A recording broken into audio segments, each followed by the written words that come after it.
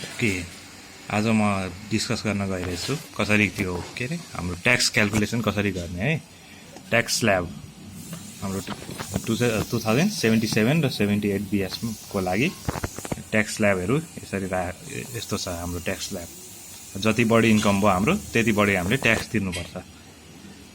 जस्तै हाम्रो इन्कम जस्तै 4 लाखसम्म छ भने हाम्रो 1% हुन्छ tax.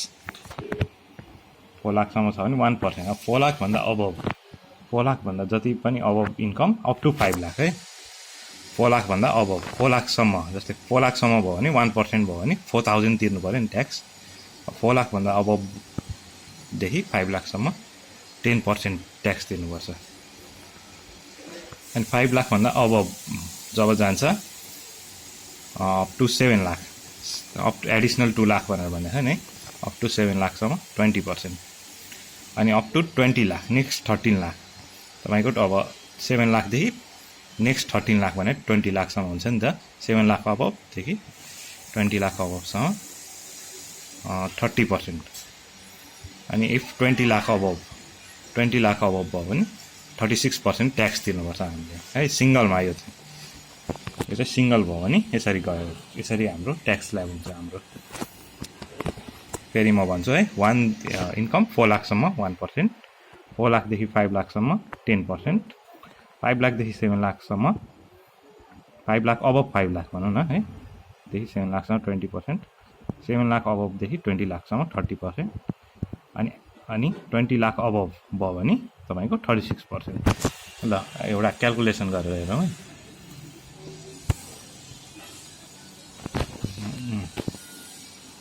If annual income single है पर्सेन्ट सिङ्गल छ भने, डबल फेरि म्यारिड छ भने यसको फरक किसिमको हुन्छ रेट।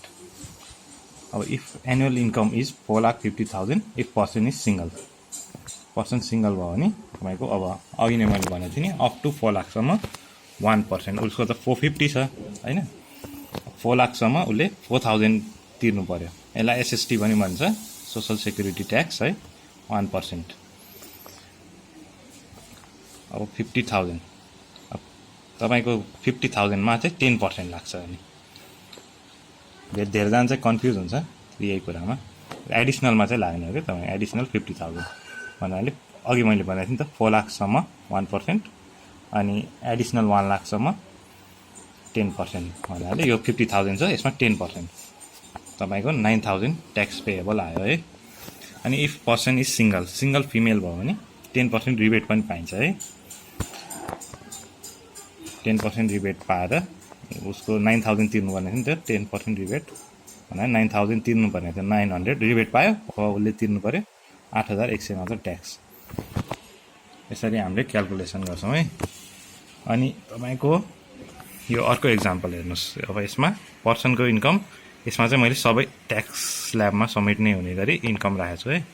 21 लाख, अब 21 लाख कसैले कमाउँछ भने वार्षिक उसको के हुन्छ। अब 21 लाखलाई यसरी डिभाइड हुने अप टु 4 लाख, 4 लाखसम्म उसले 4000 तिर्यो है। अब 4 लाख टु 5 लाख त 10% हुन्छ। अब त्यो कति भयो, 4 लाखदेखि 5 लाख 1 लाख भयो, 1 लाख 10% भनेर 10,000। अब 5 लाखदेखि 7 लाखसम्म, 5 लाखदेखि 7 लाखसम्म कति भयो, 2 लाख, 2 लाखको 40,000। अब कति भयो, 4, 5, 6, 7 भयो होइन। अनि up to 13 lakh, up to 13 lakh भने तपाईँको 30% लाग्छ। अप टु 13 लाख तपाईँको 20 लाखसम्म 30% लाग्छ है। Up to 13 lakh, 13 lakh into 30% भन्नाले 3,90,000 भयो।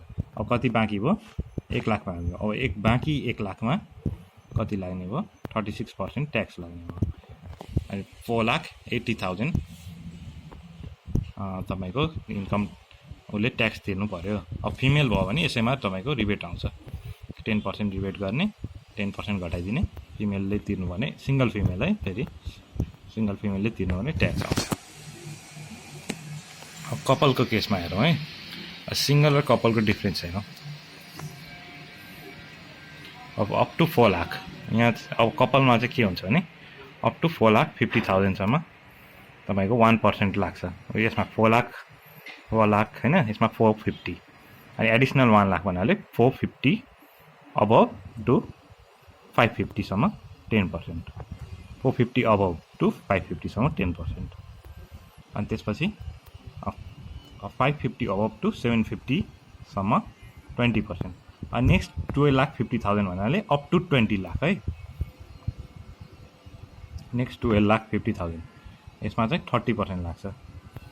जस्तै तपाईँको 450, 550, 750 भयो होइन, बाँकी 1250 सम्म 30% लाग्यो है। अनि 20 लाख अबभ भयो भने 36% लाग्यो। यसमा एउटा मात्र अरू सबै कुरा सिमिलर छ होइन। अगाडि यो 1% को रेटले फरक पार्छ, पछि त्यसले गर्दाखेरि पछि ट्याक्स क्यालकुलेसनमा फरक आउँछ। अलिकति यसमा सोसल सेक्युरिटीमा अलिक रिल्याक्स गर्न दिएछ कपाललाई।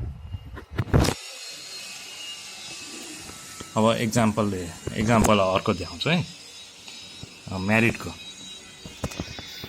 म्यारिडको अप टु अब एउटाको इन्कम 450 छ भने, अघि मैले भनेको थिएँ 450 सम्म 1%, अब 450 सम्म 4,50,000 को 1% 4,500 ट्याक्स पेएबल।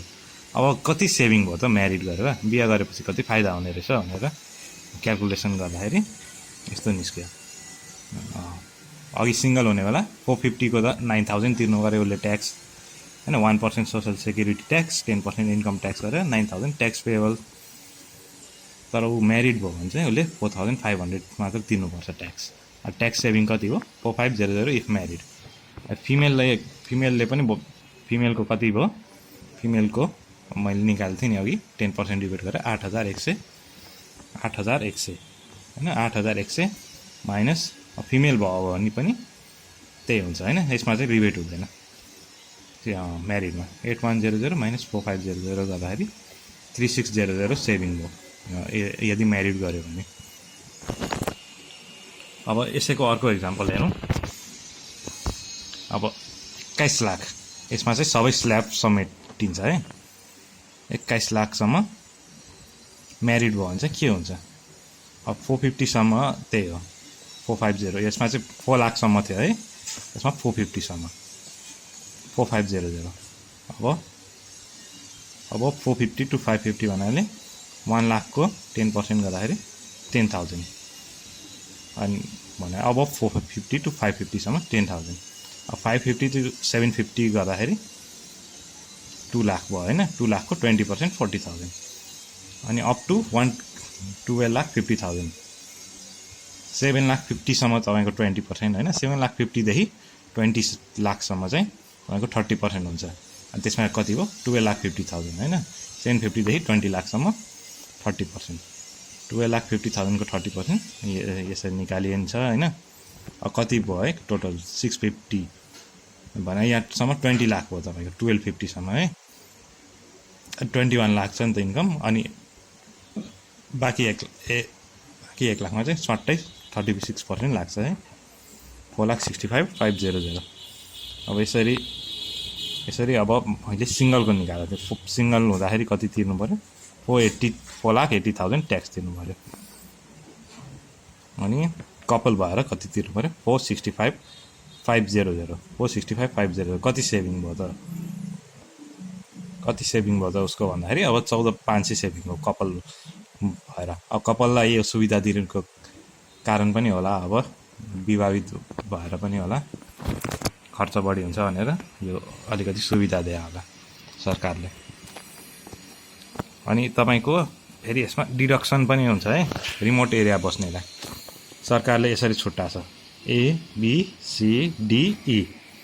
एमा हुनेलाई अप टु 50,000 सम्म यदि ट्याक्सेबल इन्कम आयो भने त्यो तिर्नु परेन, 50,000 अबभ मात्र तिर्नु पऱ्यो। 50,000 ट्याक्स तिर्नु पर्ने 50,000 आयो भने त्यो तिर्नु पर्यो, त्यतिसम्म रिबेट पायो भन्ने छुट पायो, त्यतिसम्म 50,000 सम्म तिर्नु परेन। अब बीमा त्यस्तै गरी 40,000, सीमा 30,000, डीमा 20,000, ईमा 10,000, यसरी सरकारले छुट्टा हुन्छ एरियाहरू ABCDE गरेर। ए अनुसार तपाईँले रिमोट एरिया डिडक्सन पाउनुहुन्छ। अब यो एनुअल इन्कममा के जोडिन्छ, के घटाउन मिल्छ होइन ट्याक्सेबल इन्कमको लागि, त्यो म नेक्स्ट टाइम डिस्कस गरौँला।